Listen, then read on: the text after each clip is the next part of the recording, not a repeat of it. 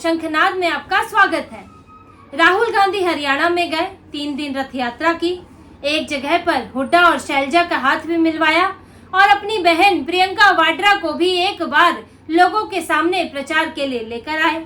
और इसके बाद से पूरी हरियाणा कांग्रेस में ये माहौल बनाया जा रहा है, ये धारणा बनाई जा रही है कि अब तो सब कुछ ठीक हो गया है, हरियाणा में कांग्रेस की हवा है और कांग्रेस के लिए अब जो उसकी समस्याएं थी कांग्रेस की सब खत्म हो गई है। ना कोई अंतर कलह है, ना कोई नाराजगी है, ना कोई बागी है, ना कोई निर्दलीय है और कांग्रेस में अब सब कुछ ठीक है, सब कुछ बढ़िया है और सारे वोट कांग्रेस के पक्ष में ही गिरेंगे। लेकिन हकीकत इससे अलग है, जमीनी हकीकत इससे बिल्कुल उलट है। ये तो एक कहानी है, एक आवरण है, एक सुनहरी, एक अच्छी कहानी। लेकिन हकीकत में हरियाणा कांग्रेस पर इस वक्त जैसे मुसीबतों का पहाड़ गिरा हुआ है। हुड्डा परेशान है, शैलजा ने हाथ तो मिला लिया लेकिन शैलजा पीछे से हाथ काटने में लगी है। हुड्डा इसी के चलते उनकी मुसीबत बढ़ी हुई है। एक तरफ शैलजा है, एक तरफ निर्दलीय बागी है, दूसरी तरफ और ऐसी पार्टियां हैं जो जाट समुदाय के वोटों में सेंध लगाने वाली हैं। अब हुड्डा की हालत ये है, पिता पुत्र हुड्डा की निपटे तो किस किस से निपटे। राहुल गांधी तो अंत में आए, कुछ रैलियां की, कुछ दिन रथ यात्रा निकाली और उसके बाद चल दिया। अपना काम उन्होंने, जो उनका स्टार प्रचारक का काम था, उन्होंने कर दिया। अब जो हार होगी या कुछ भी होगा, अगर कोई गलत नतीजा आता है तो उसका ठीकरा तो हुड्डा के सिर ही फूटेगा। राहुल गांधी को कुछ कहने की तो किसी की हिम्मत नहीं है। जबकि राहुल गांधी हरियाणा चुनाव से पहले यूएस चले गए, फिर 10 दिन रह के आए, 5 दिन गायब रहे। हरियाणा में इतनी अंतर कलह हो गई, शैलजा घर में बैठ गई लेकिन राहुल गांधी नजर नहीं आए। और अब भी जब राहुल गांधी रैली और रथ यात्रा करके गए हैं तो भी कोई खास अंतर नहीं पड़ा है, बल्कि एक आखिरी उम्मीद थी वो भी खत्म हो गई है, क्योंकि उसके बाद भी स्थितियां जस की तस है। कुमारी शैलजा अब भी नाराज है, बागी मैदान में खड़े हुए हैं और अगर सब कुछ ठीक है तो कांग्रेस के सामने ये 4 सवाल बनते हैं। इन 4 सवालों में कांग्रेस का डर छुपा हुआ है, कांग्रेस के पास इनके जवाब नहीं है, क्योंकि ये 4 सवाल, ये जो सब कुछ ठीक है का आवरण उतार के फेंक देते हैं। कांग्रेस का पहला सवाल है कि कुमारी शैलजा ने जहां पर हुड्डा के साथ हाथ मिलाया, हाथ राहुल गांधी प्रियंका गांधी दोनों को मंच पर लेकर आए, उनके हाथ ऊंचे किए, खड़े किए, वो जगह क्या थी और उसी जगह पर ही क्यों दोनों साथ में आए। ये रैली हुई थी अंबाला के नारायणगढ़ में और अंबाला कुमारी शैलजा का इलाका है। ये बात हम शुरू से कहते आ रहे हैं, कुमारी शैलजा प्रचार कर रही है लेकिन सिर्फ अपने इलाकों में, सिरसा, हिसार, अंबाला, कुछ पंचकुला, ऐसे कुछ इलाकों में प्रचार कर रही है जहां पर शैलजा के पसंद के लोगों को टिकट दिया गया है, उनके खेमे के लोगों को। राहुल गांधी ने रथ यात्रा की शुरुआत भी देखिए, उन्होंने उन्हीं इलाकों से की, अंबाला से की। पहले उन्होंने असंध में रैली की थी जहां पर शैलजा के उम्मीदवार थे। इस बार भी उन्होंने रथ यात्रा की शुरुआत शैलजा के इलाके से ही की और नारायणगढ़ में ही वो हुड्डा के साथ खड़ी हुई एक साथ। जबकि अगर सब कुछ ठीक था तो फिर कुमारी शैलजा पूरे रथ यात्रा के दौरान क्यों नहीं दिख रही हैं? होना तो ये चाहिए था कि राहुल गांधी के साथ पूरे एक दिन हुड्डा और शैलजा दिखते, हुड्डा और शैलजा आपस में बात भी करते। तो लेकिन वो कहाँ है? सिर्फ एक जगह आए और जबरदस्ती राहुल गांधी प्रियंका वाड्रा ने हाथ दोनों के साथ में खड़े कर दिए और उससे क्या इनके बीच के मनमुटाव खत्म हो गए? ये तो अपनी स्ट्रैटेजी है। हुड्डा तो खून के आंसू रो रहे होंगे कि वो शैलजा से हाथ मिलाना पड़ रहा है और वो भी उन्हीं की जगह पर, राहुल गांधी उन्हीं की जगह पर प्रचार कर रहे हैं।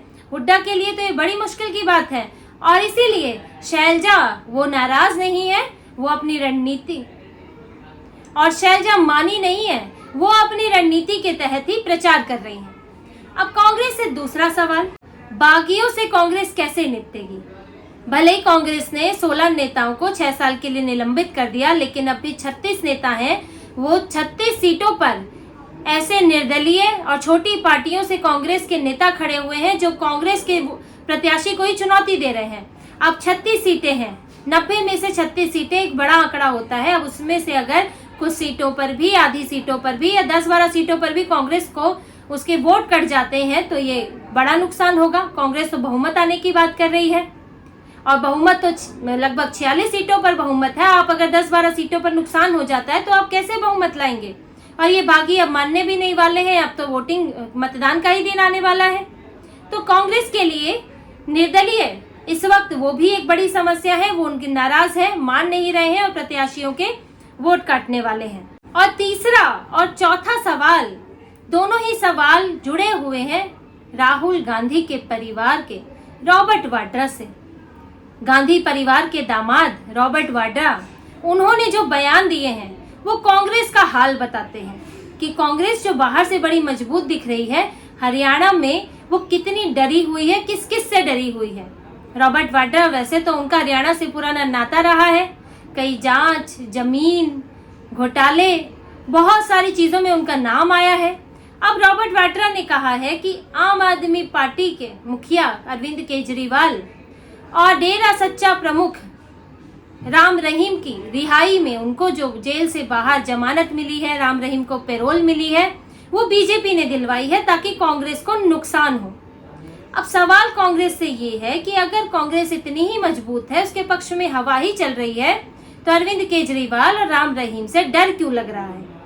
रॉबर्ट वाड्रा ने कहा कि राम रहीम जो है वो बीजेपी के भेजे हुए हैं, उनके प्यादे की तरह है और कांग्रेस को नुकसान पहुंचाएंगे। और ये सिर्फ रॉबर्ट वाड्रा ने नहीं कहा है, कांग्रेस ने भी चुनाव आयोग को चिट्ठी लिखी थी कि राम रहीम को पैरोल नहीं दी जाए, चुनाव से पहले इसका चुनाव पर असर हो सकता है। हालांकि अभी तक राम रहीम की तरफ से ऐसा कोई बयान आया नहीं है और वो उनको ये भी शर्त रखी गई है कि वो हरियाणा में नहीं रहेंगे, इसलिए वो बागपत में अपने आश्रम में रहने जा रहे हैं और वहां से इसके अलावा उनको चुनाव प्रचार में जाने की भी मनाही है। लेकिन फिर भी कांग्रेस को डर लग रहा है। अब जो राम रहीम है, उनका जो आश्रम है, मुख्य आश्रम है, वो यहाँ सिरसा में है और सिरसा में जहाँ दलित वोट भी है और कुमारी शैलजा भी नाराज है, तो सभी सीटों पर तो वो भी बहुत एक्टिव नहीं है। तो कांग्रेस के लिए तो समस्या की बात है ही। और राम रहीम अब पैरोल पर बाहर है, वो कुछ करे ना करे, लेकिन कांग्रेस जरूर डरी हुई है। यही आम आदमी पार्टी की बात है। अब अरविंद केजरीवाल को जब जमानत मिली थी तो कांग्रेस ने ही स्वागत किया था। जब ईडी के मामले में मिली तब भी स्वागत किया था, सीबीआई के मामले में मिली तब भी कांग्रेस ने स्वागत किया था। यहाँ तक कि राहुल गांधी वो इस पर बोल चुके हैं, कई बार ईडी सीबीआई पर सवाल उठा चुके हैं अरविंद केजरीवाल की गिरफ्तारी को लेकर। कांग्रेस के नेता उस विरोध प्रदर्शन में आए थे जहां पर ये सवाल उठाया गया था कि अरविंद केजरीवाल जेल में है, उनका ध्यान नहीं रखा जा रहा है, इसके विरुद्ध में जो प्रदर्शन हुआ था। लेकिन अब रॉबर्ट वाड्रा कह रहे हैं कि केजरीवाल तो बीजेपी के प्यादे हैं, उनको इसलिए जमानत दी गई है ताकि वो हरियाणा में प्रचार कर सके और कांग्रेस के वोट काट सके। अब कांग्रेस इतना डरी हुई है कि आम आदमी पार्टी, जिसका हरियाणा में कोई आधार ही नहीं है, वो 1% वोट भी नहीं ला पाती है, उससे भी डरी हुई है। पहले भी गठबंधन की सोच रही थी और अंत में भी ये हाल है कि अभी भी आम आदमी पार्टी का नाम उनकी जबान पर आ रहा है। देखिए, शुरुआती दौर में स्थितियां अलग थी, जब चुनाव की घोषणा नहीं हुई थी, सब अपना अपना दावा ठोक रहे थे, सबने अपनी कोशिशें भी पूरी नहीं की थी और लोकसभा चुनाव के नतीजे आए ही थे। तब कांग्रेस को लग रहा था कि अब तो हमें 5 सीटें मिल गई हैं, कई 40+ विधानसभा क्षेत्रों में हम आगे हैं, तो अब तो हरियाणा में हमारी ही सरकार बनेगी। पूरे आत्मविश्वास के साथ हुड्डा को ये लग रहा था कि अब तो कांग्रेस के पक्ष में ही हवा चल रही है, एंटी इनकम्बेंसी है और भारी है। लेकिन जैसे जैसे चुनाव की तारीख नजदीक आती गई, कांग्रेस की कलह बढ़ती गई, कांग्रेस की कमियां, कांग्रेस की परेशानियां सामने आती गई। पहले शैलजा की समस्या आई, बागियों की समस्या आई, राहुल गांधी की लापरवाही भी रही और इसके अलावा हुड्डा को, जिनका जो वोट बैंक है उनका जाट समुदाय, उस वोट बैंक में सेंध लगाने वाली पार्टियां भी आ गई। आप INLD है, JJP है, जिन्होंने उम्मीदवार उतारे हैं बड़े स्तर पर। इसके अलावा बहुजन समाज पार्टी है, वो भी मैदान में है। आम आदमी पार्टी को कोशिश हुई थी रोकने की, लेकिन वो भी मैदान में है। तो कांग्रेस का डर वाजिब है कि जिस एक समुदाय पर वो ज्यादातर निर्भर है, उस समुदाय में सेंध लगाने के लिए कई पार्टियां मौजूद हैं। इसके अलावा बीजेपी जो गैर जाट की राजनीति करती आई है और वो गैर जाट वोट को कंसोलिडेट करने के लिए पूरी कोशिश इन आखिरी दिनों में की है। महेंद्रगढ़ की 4 सीटों पर अहीर समाज से उतारे गए हैं प्रत्याशी। अमित शाह ने वहां पर रैली की, योगी आदित्यनाथ ने वहां की। अहीर समाज के करीब जो है 5% आबादी है और पूरी जो गैर जाट OBC आबादी है वो करीब 35% है, जो अलग अलग जातियों के हिसाब से अलग अलग है। इसके अलावा जो जाट है वो वहाँ 27% है और जो अनुसूचित जाति से है उनकी आबादी करीब 22% है। तो जो कांग्रेस ने अपना समीकरण बनाया था जाट प्लस दलित का, वो भी ध्वस्त हो गया। दिमाग में तो पहले ये चल रहा था, लेकिन ध्वस्त कैसे हुआ? क्योंकि कुमारी शैलजा नाराज हो गई, तो वहां से दलित प्लस जाट का समीकरण गड़बड़ हो गया। अब गैर जाट में आपकी कोई पहुंच नहीं है, क्योंकि ये अब जो ओबीसी जातियां हैं उनको भी ये लगने लगा है कि अगर हुड्डा जीतते हैं तो फिर वही पूरी जाट केंद्रित पॉलिटिक्स शुरू हो जाएगी। अभी जब तक बीजेपी है तो एक संतुलन बना है, ऐसा नहीं कि बीजेपी जाट विरोधी है। जाट नेता बीजेपी के भी पास है और उनको भी एक महत्वपूर्ण जगह दी गई है, लेकिन बीजेपी एक संतुलन बनाती है ताकि राजनीति जो पहले एक तरफा थी अब उस तरह से ना रहे। लेकिन कांग्रेस में क्योंकि हुड्डा ही उम्मीदवार है, ये चाहे वो घोषित ना हो लेकिन अघोषित मुख्यमंत्री उम्मीदवार वही है, तो ऐसे में ओबीसी जातियों के लिए ये, उसमें कई जातियां हैं, कई लोग सोचने लगे हैं, मीडिया में रिपोर्ट्स भी आई हैं कि लोग ये बात कर रहे हैं कि हमेशा जाट ही क्यों, जाट समुदाय से ही बार बार मुख्यमंत्री क्यों हो, कांग्रेस ही अगर आए तो वो गैर जाट को क्यों नहीं मुख्यमंत्री बना सकती। तो ये मुद्दा बना हुआ है। दोनों समुदायों को अपनी अपनी चिंता है, जाट समुदाय की भी अपनी चिंताएं हैं, ओबीसी की भी चिंताएं हैं, लेकिन इस ऐसे में कांग्रेस के लिए वोट काटने वाले कई हैं और बीजेपी के लिए वोट काटने वाले, जो उसके समुदाय के वोट काटने वाले कम हैं। हाँ, निर्दलियों और बागियों की चिंता कांग्रेस बीजेपी के लिए भी है और वो कांग्रेस की जैसे ही चिंता है, लेकिन चुनौतियां दूसरी तरह की हैं और सब कुछ ठीक है, बढ़िया का आवरण कम से कम नहीं ओढ़ा जा रहा है। कांग्रेस में राहुल गांधी के आने से ऐसा लग रहा है कि जादू की छड़ी जल गई और कांग्रेस की सारी परेशानियां दूर हो गई।